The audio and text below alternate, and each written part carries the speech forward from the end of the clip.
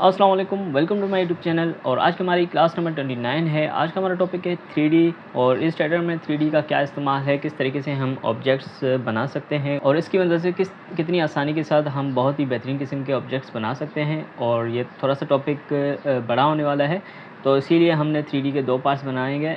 आज की क्लास में हम सिर्फ एक्सट्रूड एंड बेवल के बारे में पढ़ेंगे कि एक्सट्रूड एंड बेवल का क्या इस्तेमाल है, उसकी मदद से किस तरीके से हम चीज़ों को एक्सप्लोर कर सकते हैं। तो चलें वीडियो को शुरू करते हैं।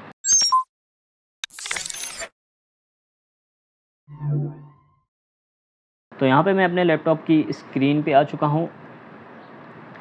तो सबसे पहले तो मैं आपको बताता चलूँ कि 3D आपको कहाँ से मिलेगा। आपके पास ऊपर एक इफ़ेक्ट का टैब होगा, यहाँ पे आप क्लिक कर लें तो नीचे आपके पास लिखा होगा 3D। 3 पे जैसे ही आएंगे तो यहाँ पे आपके पास 3 ऑप्शंस मौजूद होंगे 3D में: एक्सट्रूड एंड बेवल, रिवॉल्व और रोटेट। तो रोटेट सिंपल है, उसको भी आज हम सीखने वाले हैं। और दूसरा कि एक्सट्रूड एंड बेवल को किस तरीके से हम इस्तेमाल कर सकते हैं, रिवॉल्व को हम दूसरी क्लास में इंशाल्लाह समझने वाले हैं। यहाँ पे 3D की क्लास शुरू करने से पहले मैं थोड़ी सी थ्योरी आपको पढ़ाना चाहूँगा। उम्मीद करता हूँ आपको पसंद आएगी कि 3D को एक्चुअली में 3D क्यों बोलते हैं और 2D को 2D क्यों बोलते हैं। तो यहाँ पे मैं थोड़ा सा डायग्राम बना के आपको समझाता चलूँ। मैं यहाँ पे एक स्क्वायर बना रहा हूँ।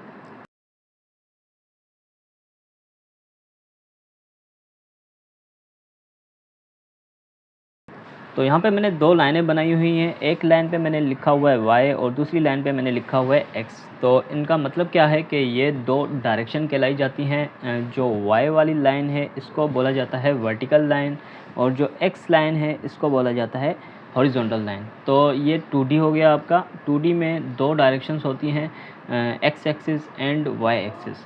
और 3D में 3 डायरेक्शंस होती हैं, y एक्सिस, x एक्सिस और z एक्सिस। z एक्सिस को बोला जाता है डायगोनल लाइन। तो यहाँ पे 2D में जो भी आप अगर चीज़ें बनाते हैं तो बेसिकली उनकी 2 डायरेक्शंस ही होती हैं। यहाँ पे मैंने एक स्क्वायर बनाया हुआ है। इस स्क्वायर में मैं आपको दिखाता चलूँ कि आपको 2 डायरेक्शंस में ही लाइनें नज़र आ रही होंगी। ये है आपकी x एक्सिस लाइन और ये है आपकी y एक्सिस।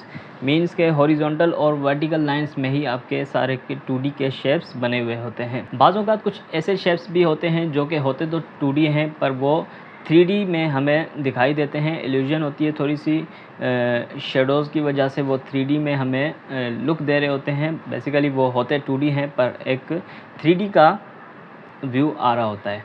तो वो एक अलग टॉपिक हो जाएगा। यहाँ पे मैं 2D में ये चीज़ें बता रहा हूँ कि इनमें x एक्सिस और y एक्सिस लाइन होती है। और अगर मैं 3D में आ जाऊँ, यहाँ पे इनको बोला जाता है 2D। तो ये डायग्राम हो गई आपकी 2D की। और यहाँ पे 3D में आ जाऊँ तो 3D में कुछ इस तरीके का होता है।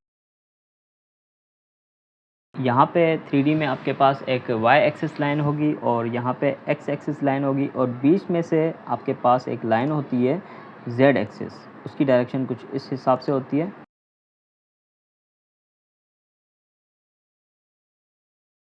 तो यहाँ पे 3D में आपके पास 3 डायरेक्शंस होती है, इनमें सिर्फ एक x एक्सिस का इजाफा होता है। और 3D के जो भी ऑब्जेक्ट्स होते हैं वो किस तरीके से बनाए जाते हैं या किस तरीके से आपको दिखाई दे रहे होते हैं और उनमें कैसे हमें पता चले कि उसकी z एक्सिस की लाइन कौन सी है। तो यहाँ पे मैं एक 3D ऑब्जेक्ट आपको बना के दिखाता चलूँ।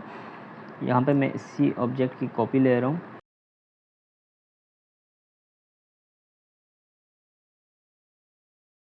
तो यहाँ पे मैंने एक 3D बॉक्स बना दिया है। इसमें आपको दिखाई दे रहा होगा कि एक z एक्सिस की लाइन का इजाफा है। तो ये हो गया आपका 3D। मीन्स के 3 डायरेक्शंस वाला ऑब्जेक्ट उसको हम 3D कहते हैं। 2 डायरेक्शंस वाले ऑब्जेक्ट्स उनको हम 2D कहते हैं, जिनमें सिर्फ 2 डायरेक्शंस होती हैं, x axis and y axis. और 3D में आपके पास 3 डायरेक्शंस होती हैं, z axis, x axis and y axis. तो उम्मीद करता हूँ ये आपको छोटी सी थ्योरी पसंद आई होगी। तो मैं यहाँ पे इन सबको सिलेक्ट करके डिलीट कर लेता हूँ। और यहाँ पे मैं सबसे पहले तो एक ऑब्जेक्ट होना ज़रूरी है। तो यहाँ पे मैं एक स्क्वायर क्रिएट कर रहा हूँ।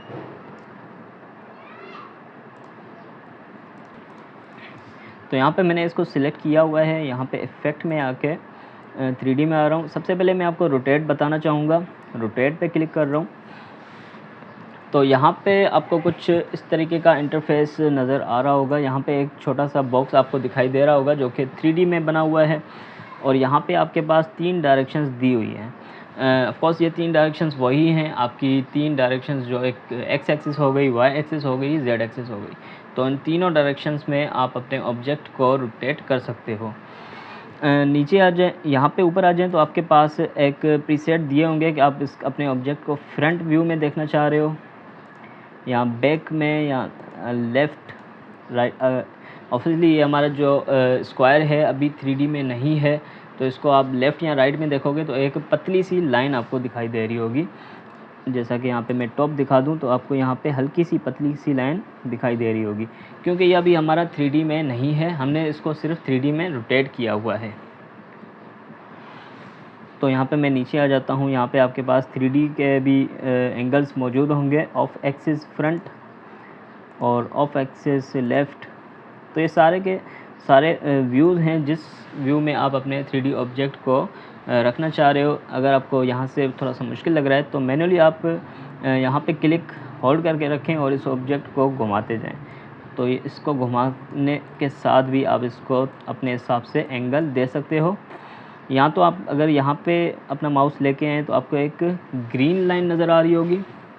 पहले तो मैं इसको फ्रंट में रख लेता हूँ, बल्कि यहाँ आइसोमेट्रिक लेफ़्ट में रखना चाह रहा हूँ। तो यहाँ पे मैं समझाता चलूँ, यहाँ पे ग्रीन लाइन पे अगर आप क्लिक होल्ड करके रखेंगे तो इसको रोटेट करेंगे तो ये सिर्फ एक्स एक्सिस में रोटेट होगा।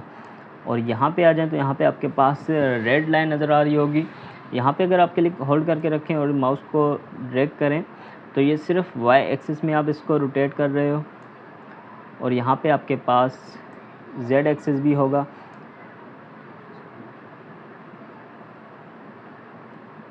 ये है आपका जेड एक्सिस। तो यहाँ मैनुअली यहाँ से भी आप इनको एक्स एक्सिस, ये आपका वाई एक्सिस हो गया और ये आपका एक्स एक्सिस हो गया और ये आपका जेड एक्सिस हो गया। तो सिंपल इन चीज़ों में कंफ्यूज होने की ज़रूरत नहीं है। सिंपल आप अपने ऑब्जेक्ट को किस डायरेक्शन में रखना चाह रहे हो वो आप कर सकते हो, मैनुअली भी कर सकते हो या जेड एक्सिस या वाई एक्सिस किसी भी एंगल में इसको रोटेट कर सकते हो। नीचे आ जाएं तो यहाँ पे आपके पास एक पर्सपेक्टिव का व्यू नज़र आ रहा होगा। पर्सपेक्टिव वही चीज़ है जिसके ऊपर भी मैंने एक क्लास बनाई हुई थी। किसी भी एंगल से आप किसी चीज़ों को देखना। अगर मैं यहाँ पे थोड़ा सा पर्सपेक्टिव बढ़ा दूँ तो ये पर्सपेक्टिव वाइज आप अपने एंगल, जो कि एक चीज़ आपके करीब होगी तो वो बहुत ज़्यादा बड़ी दिखाई दे रही होगी और एक चीज़ दूर होगी तो वो छोटी होती हुई आपको नज़र आ रही होगी। तो ये भी कुछ इसी तरीके से पर्सपेक्टिव का व्यू दे रहा होता है। तो यहाँ पे ये कॉर्नर्स हमारे करीब हैं तो ये बड़े नज़र आ रहे हैं और यहाँ से ये लाइनें छोटी होती जा रही हैं। तो इसी हिसाब से ये पर्सपेक्टिव का व्यू दे रहा है। अभी आपको ये चीज़ें समझ नहीं आएंगी। अगर हम कोई ऑब्जेक्ट बना के उसी के ऊपर कोई पर्सपेक्टिव अप्लाई करेंगे तो एक बेहतरीन रिज़ल्ट आपको मिल रहा होगा। एक और चीज़ कि आपने अपना प्रीव्यू पे चेक लगाया होगा। तो अभी के लिए मैं इसको कैंसिल कर रहा हूँ और अब मैं इसको सिलेक्ट करके यहाँ पे इफ़ेक्ट में आके यहाँ पे एक्सट्रूड एंड बेवल पे क्लिक कर रहा हूँ। एक्सट्रूड एंड बेवल पे फ़िलहाल के लिए नीचे वाले ऑप्शंस को मैं यहाँ पे क्लिक कर लेता हूँ। फ्यूअर ऑप्शंस मतलब कि थोड़े से कम ऑप्शंस आपको नज़र आएंगे। मोर ऑप्शंस पे क्लिक करेंगे तो बहुत ज़्यादा ऑप्शंस नज़र आएंगे। अभी के लिए मैं यहाँ ऊपर वाले समझाता चलूँ कि ये चीज़ें वही हैं जो मैंने अभी बताई कि यहाँ पे अपना व्यू कोई सा भी रखना चाहो तो रख सकते हो। अभी आप इस अपने ऑब्जेक्ट को गौर से देखें तो ये थोड़ा सा 3D में हो चुका है। ये क्यों हुआ है? यहाँ पे अगर आप देखें तो यहाँ पे आपके पास एक ऑप्शन दिया हुआ होगा एक्सट्रूड डेप्थ। यहाँ तो इसकी यहाँ पे इसकी 50 पॉइंट डेप्थ बढ़ी हुई है। तो यहाँ पे इसकी डेप्थ और ज़्यादा बढ़ाना चाहो तो इस स्लाइडर को आप आगे लेके जाओ तो इसकी डेप्थ बढ़ती जाएगी और ये आपका जो एक सिंपल स्क्वायर था अब ये 3D में कन्वर्ट हो चुका है और यहाँ पे ये 3D बॉक्स बन चुका है। यहाँ पे मैं इसकी डेप्थ अपने हिसाब से भी नंबर बढ़ा सकता हूँ जितने नंबर मैं यहाँ पे लगाना चाहूँ। तो यहाँ पे कुछ इतनी मैंने इसकी डेप्थ बढ़ा दी है। डेप्थ बढ़ाने के बाद यहाँ पे मैं इसको थोड़ा सा इसका एंगल चेंज कर रहा हूँ। आप यहाँ से कोई सा भी इसको एंगल दे सकते हो, या तो यहाँ से भी दे सकते हो। मैं यहाँ पे आइसोमेट्रिक राइट पे क्लिक कर रहा हूँ तो ये थोड़ा सा बेहतर लग रहा है मुझे, और यहाँ पे मैं इसको फ़िलहाल के लिए ओके कर लेता हूँ। तो यहाँ पे हमने एक 3D बॉक्स बना दिया है। 3D बॉक्स में एक और चीज़ आपको पता होनी चाहिए कि 3D बॉक्स में 6 साइड्स मौजूद होती हैं, उनके सरफेस 6 होते हैं, मतलब कि 6 साइडें होती हैं। किसी भी साइड पे आप अपना आर्ट वर्क भी लगा सकते हो। तो ये आप जहन में रखिएगा कि जो भी आप ऑब्जेक्ट बनाएंगे तो उनकी हर ऑब्जेक्ट की अपने हिसाब से सरफेस होंगे। 3D बॉक्स का सरफेस 6 सरफेस होते हैं। अगर आप इसी के ऊपर इसकी डेप्थ थोड़ी सी कम करना चाह रहे हो, तो दोबारा से 3D में जाना चाह रहे हो और इसमें थोड़ी सी चेंजिंग लाना चाह रहे हो, तो आप कभी भी दोबारा से इफ़ेक्ट में जाके यहाँ पे इसको सिलेक्ट करने के बाद दोबारा से इफ़ेक्ट में जाके 3D में से एक्सट्रूड पे क्लिक नहीं करना। तो अगर इस पर क्लिक कर देंगे तो आपका सिस्टम भी क्रैश कर सकता है, क्योंकि ये क्या होगा कि एक 3D बॉक्स बना हुआ होगा और उसी के ऊपर दोबारा से 3D अप्लाई हो जाएगा। तो इस पर कभी भी क्लिक नहीं करना। आपने क्या करना है कि आप विंडो में जाएंगे, अपीयरेंस पैनल निकाल के रखें, निकला हुआ था, दोबारा से अपीयरेंस पैनल विंडो से निकालें और यहाँ पे अपीयरेंस पैनल में आके इस ऑब्जेक्ट को सिलेक्ट करें। तो उसकी प्रॉपर्टीज़ यहाँ पे आपको सारी दिखाई दे रही होंगी कि आपने इस ऑब्जेक्ट में क्या क्या इस्तेमाल किया हुआ है, कौन से इफ़ेक्ट अप्लाई किए हुए हैं। तो यहाँ पे हमने इसमें 3D इफ़ेक्ट अप्लाई किया हुआ है, तो यहाँ पे आप 3D पे 2 मरतबा क्लिक कर लें। अगर आपने मेरी अपीयरेंस क्लास नहीं देखी तो ऊपर लिंक आ रही होगी, वहाँ पे मैंने अपीयरेंस पैनल के बारे में बिल्कुल डिटेल के साथ समझाया हुआ है कि अपीयरेंस पैनल क्या है, किस तरीके से उसको इस्तेमाल कर सकते हैं। तो यहाँ पे अपीयरेंस पैनल में इसको क्लिक करने के बाद यहाँ से आप इसमें दोबारा से चेंजिंग कर सकते हो। या तो आप इसकी डेप्थ कम कर लो, यहाँ से इसकी डेप्थ कम कर सकते हो, और यहाँ पे इसकी साइड्स आप यहाँ से भी काउंट कर सकते हो कि इसकी 6 साइडें यहाँ पे मौजूद होंगी, 1 2 3 4 5 6। तो इसकी 6 साइडें मौजूद हैं, और ये साइडें मैं आपको क्यों बता रहा हूँ आगे चल के आपको पता लग जाएगा। नीचे आ जाएं तो यहाँ पे आपके पास एक बेवल का ऑप्शन दिया होगा। ये क्या काम करता है, अगर मैं इस पर क्लिक कर लूँ, क्लासिक पे क्लिक कर लूँ, तो यहाँ पे इसके जो कॉर्नर्स थे, मतलब कि जो इसके एजेस थे वो थोड़े से राउंड हो चुके हैं, इतने अभी दिखाई नहीं दे रहे होंगे आपको। अगर यहाँ पे आपके पास बहुत ज़्यादा ऑप्शंस हैं, कभी कभी अजीब से रिज़ल्ट भी यहाँ से मिल रहे होते हैं, तो इनको ज़रूरी नहीं है कि इन सबको आप इस्तेमाल करें। मैं नीचे वाला इस्तेमाल करके आपको दिखा दूँ। टॉल राउंड पे क्लिक कर रहा हूँ, तो 1 मिनट, यहाँ पे मैंने क्लिक कर लिया, तो इसके अब जो कॉर्नर्स थे थोड़े से राउंड हो चुके हैं। मैं इनको थोड़ा और राउंड करना चाह रहा हूँ। राउंडेड पे क्लिक कर लें और यहाँ से इसकी हाईलाइट बढ़ा लें थोड़ी सी, तो ये राउंड हो चुका है और इसके कुछ अजीब से रिज़ल्ट आ चुके हैं हमारे पास। और इस तरीके से आप यहाँ प्रीव्यू पे ऑन चेक लगा के दोबारा चेक लगाएं तो आपको रिज़ल्ट दिखाई दे रहा होगा कि हमारे पास इसके जो एजेस थे वो थोड़े से राउंड हो चुके हैं। नीचे आ जाएं। अब यहाँ पे आपके पास एक मैप आर्ट का ऑप्शन दिया हुआ है। मैप आर्ट को मैं बाद में समझाऊँगा। यहाँ पहले मोर ऑप्शन पर आप क्लिक कर लें। मोर ऑप्शन से क्लिक करेंगे तो यहाँ पे आपके पास एक ऑब्जेक्ट बना होगा और ये है आपकी लाइट। तो यहाँ पे आप लाइट को सेट कर सकते हो। यहाँ पे अगर चाह रहे हो कि इसकी लाइट इस तरफ से हो तो दिखाई दे रहा होगा, इस तरफ से लाइट अप्लाई हो चुकी है। मैं यहाँ पे इसको नॉर्मल कर लेता हूँ क्योंकि ये थोड़े से अजीब लग रहे हैं, इनको मैं नन कर रहा हूँ। तो अब ये बिल्कुल शार्प एजेस हो चुकी हैं। यहाँ पे मैं लाइट को इस तरफ करना चाह रहा हूँ और अपने ऑब्जेक्ट को थोड़ा सा ये वाला व्यू दे देता हूँ। लाइट को थोड़ा सा यहाँ पे लगाने के बाद आप यहाँ पे लाइट की इंटेंसिटी कम या ज़्यादा भी कर सकते हो। और नीचे आ जाएं तो आपके पास एक एम्बिएंट लाइट होगी। अब ये एम्बिएंट लाइट क्या होती है? एम्बिएंट लाइट एनवायरनमेंट की लाइट होती है कि आपका ऑब्जेक्ट कहाँ पे पड़ा है। फ़र्ज़ करें आपका ऑब्जेक्ट इस एक रूम में है, तो उस रूम में कितनी लाइट मौजूद है वो आपके एनवायरनमेंट की लाइट हो चुकी है। और यहाँ पे दूसरी लाइट होगी जो कि आप इसको करीब से लगा रहे होगे। तो अगर आप एनवायरनमेंट की लाइट बिल्कुल ज़ीरो कर दोगे तो बिल्कुल अंधेरा हो जाएगा कमरे में। और यहाँ पे जो आप इसके करीब लाइट पकड़े हुए होगे सिर्फ वही लाइट इस ऑब्जेक्ट पे पड़ रही होगी और उसके सामने जो चीज़ होगी सिर्फ वही नज़र आ रही होगी। तो अब यहाँ पे देखें पूरा बॉक्स अंधेरा हो चुका है और एक लाइट सिर्फ हमने यहाँ पे लगाई हुई है। तो इस लाइट को आप जहाँ पे रखेंगे वहाँ पे लाइट आ रही होगी और बाकी जगहों पे अंधेरा होगा। तो यहाँ पे एम्बियंट आपके एनवायरनमेंट की लाइट होती है। यहाँ पे मैं एनवायरनमेंट की लाइट को फ़िलहाल 0 ही रहने दूँगा और यहाँ पे एक और लाइट में ऐड कर लूँगा। यहाँ पे मैं क्लिक कर रहा हूँ प्लस के बटन पे, तो यहाँ पे एक और लाइट आ चुकी है। इस लाइट को मैं उठा के इस तरफ रखना चाह रहा हूँ। सॉरी, यहाँ पे मैंने इसको क्लिक कर दिया और इस लाइट को यहाँ पे थोड़ा सा इसको ऊपर लेके जाएं, तो यहाँ पे इस साइड पे लाइट आपको दिखाई दे रही होगी और एक लाइट इस साइड पे आपको दिखाई दे रही होगी। तो अगर आप चाह रहे हैं कि इस डब्बे के पीछे से लाइट आए, तो ये जो आपकी लाइट है इसको आप पीछे लाना चाह रहे हो, तो यहाँ पे आपके पास एक और बटन का ऑप्शन होगा। इसके ऊपर अगर आप क्लिक कर दें तो ये लाइट इस बॉक्स के पीछे हो चुकी है, पीछे से लग रही होगी। तो इसको अब आप यहाँ पे रखें तो ये पीछे इसके लाइट आ रही होगी। अगर आप थोड़ा सा इधर लेके आएँ तो यहाँ पे एजेस हल्की सी हमें लाइट नज़र आ रही होगी। यहाँ पे क्लिक कर रहा हूँ। बिल्कुल आप दोबारा से इसको इस ऑब्जेक्ट के सामने लाना चाह रहे हैं फ्रंट पे, तो दोबारा से इसके ऊपर क्लिक कर लें तो ये लाइट सामने आ चुकी है। इस तरीके से आप बहुत ज़्यादा भी लाइट्स इसके अंदर ऐड कर सकते हो। यहाँ तो मैं फ़िलहाल के लिए एक ही लाइट ऐड करना चाह रहा हूँ। इस लाइट को डिलीट कर रहा हूँ, सिलेक्ट करके यहाँ पर डिलीट के बटन पर क्लिक कर लें और सिर्फ एक लाइट में यहाँ पे लगाना चाह रहा हूँ और इन्वायरमेंट की लाइट को बढ़ा देता हूँ। तो इन्वायरमेंट की लाइट आ चुकी है। यहाँ पे मैं इन्वायरमेंट 10% रखना चाह रहा हूँ, थोड़ी सी और 20%,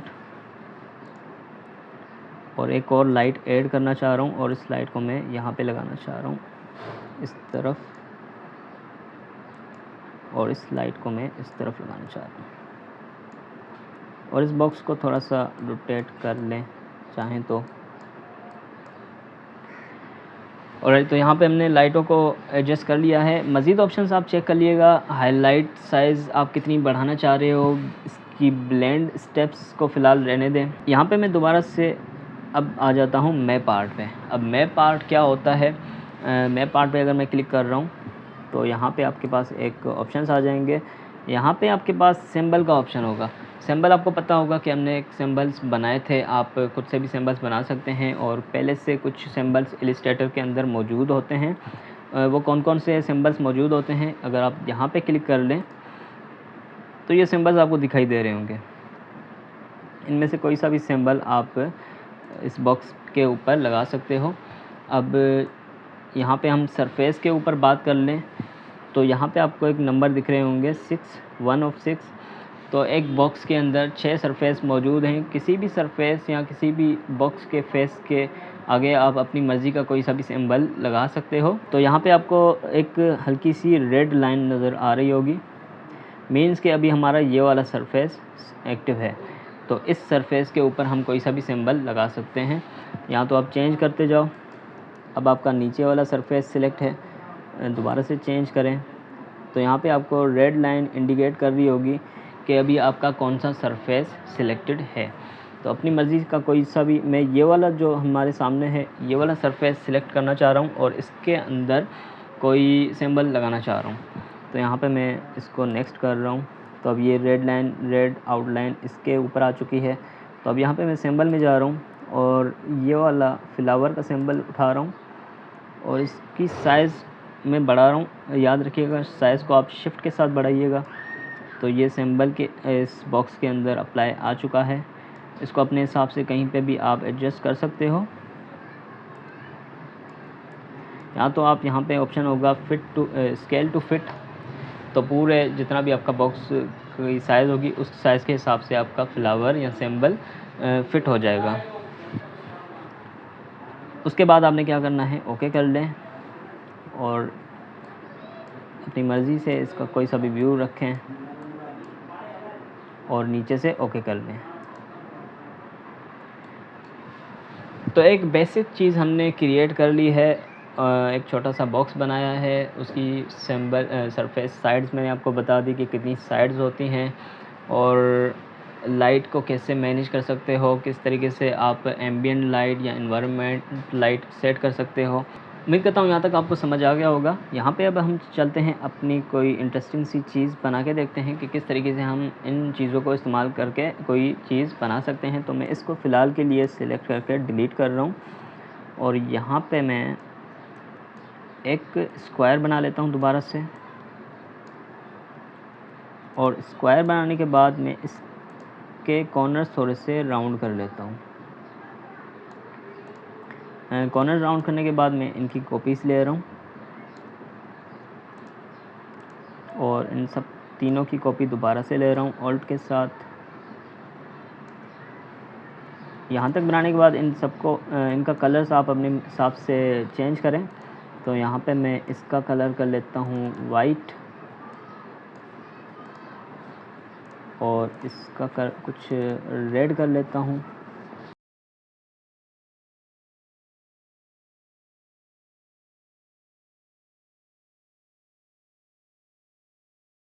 कुछ रैंडम कलर्स मैंने ले लिए हैं। अब मैं क्या करना चाह रहा हूँ, इन सबको सिलेक्ट करके मैं ग्रुप कर लेता हूँ कंट्रोल जी के साथ, और यहाँ पे इसको फ़िलहाल के लिए आप यहाँ पे रखें। सिलेक्ट करें इसको, इफ़ेक्ट में आ जाएं, 3D में आ जाएं, एक्सट्रूड बेवल पे क्लिक करें, और यहाँ पे सबसे पहले मैं इसको अपना एंगल दे देता हूँ कि किस एंगल में मुझे ये चाहिए। तो यहाँ पे आ जाएं, पोजीशन इसकी चेंज कर रहा हूँ, आइसोमेट्रिक राइट या आइसोमेट्रिक लेफ़्ट, जो आपको बेहतर लगे। मुझे ये परफेक्ट लग रही है। इसके बाद मैं क्या करना चाह रहा हूँ, इसकी डेप्थ थोड़ी सी बढ़ा लेता हूँ।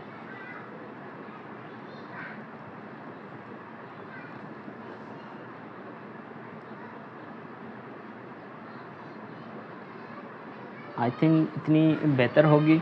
और यहाँ से इसका बेवल चेंज कर लेता हूँ राउंड। बेवल राउंड करने के बाद मैं इसमें हाईलाइट थोड़ी सी ऐड कर लेता हूँ, 10% बेस्ट है। और यहाँ पे मैं फ़िलहाल के लिए ओके कर लेता हूँ। तो एक रूबिक क्यूब बनाने वाला हूँ मैं। अब वो कैसे बनेगा, इतना तो आपको समझ आ गया कि मैंने ये कैसे बना लिया। अब मैं क्या करने वाला हूँ, इसको फ़िलहाल उठा के थोड़ा सा नीचे लेके आता हूँ, और इसी की मैं एक कॉपी लेना चाह रहा हूँ ऑल्ट के साथ। कॉपी लेने के बाद आप अपने कीबोर्ड की एरो कीज़ की मदद से इसको सेट करें, नीचे लेके आ जाएं, या माउस से नीचे लेके आ जाएं बिल्कुल स्ट्रेट। थोड़ा सा एरोज़ यूज़ कर लें,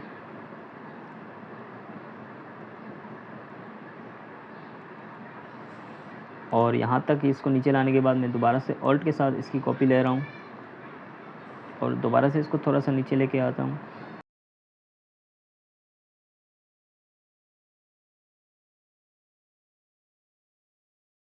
और तो यहाँ तक मैंने इसको ऊपर कर लिया है। अब मैं क्या कर लेता हूँ, एक बैकग्राउंड बना लेता हूँ ब्लैक, ताकि ये हमें थोड़ा सा अच्छा रिज़ल्ट दे। यहाँ पे एक स्क्वायर क्रिएट कर रहा हूँ मैं,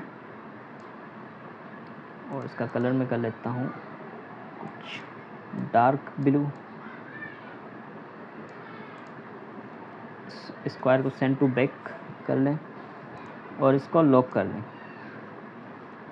लॉक करने के बाद यहाँ पे मैंने एक रूबिक क्यूब बना दिया है। अब मैं क्या करना चाह रहा हूँ, इसमें 3 लेयर्स आपके पास हो दिए हैं। जो बीच वाली लेयर है मैं उसको सिलेक्ट कर रहा हूँ, और अपीयरेंस पैनल में जाके यहाँ पे 3D इफ़ेक्ट में क्लिक करें, और इसको मैं थोड़ा सा रोटेट करने वाला हूँ। अब यहाँ पे मैंने आपको बताया था शुरू में कि आपके पास 3 एक्सिस होती हैं। एक एक्स एक्सिस में आप इसको रोटेट कर सकते हो, वाई एक्सिस में और जेड एक्सिस में। तो अब यहाँ पे मैं सिर्फ इसको एक्स एक्सिस में रोटेट करना चाह रहा हूँ। तो यहाँ पे मैं आपको जैसे ही यहाँ पे ब्लू लाइन दिखें तो यहाँ पे क्लिक होल्ड करके रखें, और उसको थोड़ा सा रोटेट कर लें यहाँ तक। थोड़ा सा आपका सिस्टम हैंग हो सकता है, तो कोशिश करिएगा कि अच्छा सिस्टम हो आपके पास। यहाँ पे थोड़ा सा इसको रोटेट करने के बाद ओके कर लें, तो देखें कुछ इस तरीके का रिज़ल्ट हमें मिल चुका है। मैं अंडू कर रहा हूँ, मुझे थोड़ा सा और इसको बेहतर तरीके से रोटेट करने की कोशिश करता हूँ। यहाँ पे 2 मरतबा क्लिक करें,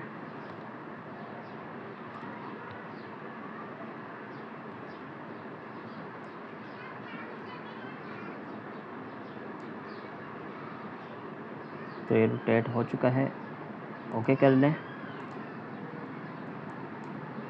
तो अब ये थोड़ा सा बेहतर लग रहा है। तो यहाँ तक हमने एक रिबिक क्यूब बना दिया है। उसके बाद आप चाहें तो इनकी लाइट्स के ऊपर काम कर सकते हो। ऊपर वाली लेयर को सिलेक्ट करें, एक्सट्रूड बेवल पे आ जाएं। यहाँ पे मैं इन लाइट्स, इस लाइट को यहाँ पे लगाना चाह रहा हूँ और यहाँ पे एनवायरनमेंट लाइट मैं कर लेता हूँ 25% और यहाँ पे एक और लाइट ऐड कर रहा हूँ और इस लाइट को मैं यहाँ पे लगाना चाह रहा हूँ और ओके कर दें। उसके बाद आप इसको कंट्रोल 2 के साथ लॉक करें और नेक्स्ट लेयर पे आ जाएं, ऑप्शंस में जाएं और यहाँ पे एनवायरनमेंट लाइट आप कर दें 25% दोबारा से और इस लाइट को उठा के यहाँ पे रखें और एक और लाइट ऐड कर दें और इस लाइट को यहाँ पे रखें। क्लिक दबा देंगे तो वो लाइट वहाँ पे एडजस्ट हो जाएगी और इसको यहाँ से आप ओके कर लें और दोबारा से लास्ट वाली जो नीचे वाली लेयर है उसको सिलेक्ट करें और यहाँ पे इफ़ेक्ट्स में आ जाएं। याद रखिएगा अपीयरेंस पैनल आपने ओपन किया हुआ हो और यहाँ पे दोबारा से एम्बिएंट लाइट इसकी 25% कर लें और यहाँ पे इस लाइट को उठा के यहाँ पे लगा दें और एक और लाइट यहाँ पे ऐड कर दें और उस लाइट को उठा के इस कोने पे रखें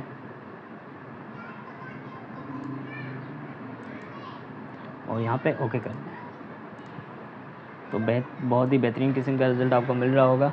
तो उम्मीद करता हूँ आज की क्लास आपने एक्सट्रूड एंड बेवल समझ ली होगी और आपको समझ आ गया होगा कि किस तरीके से हम 3D बॉक्सेस या कुछ भी ऑब्जेक्ट्स बना सकते हैं।